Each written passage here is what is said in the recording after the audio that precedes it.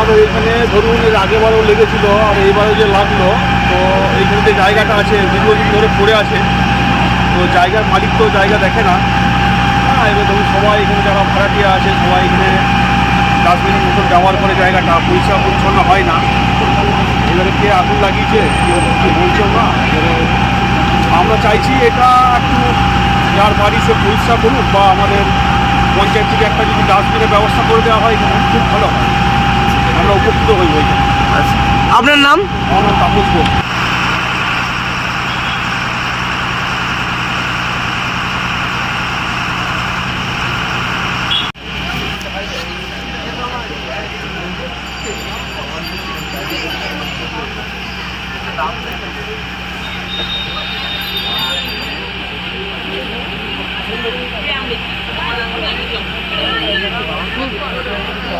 একবার করে সাফ হচ্ছে ওই জায়গাটা।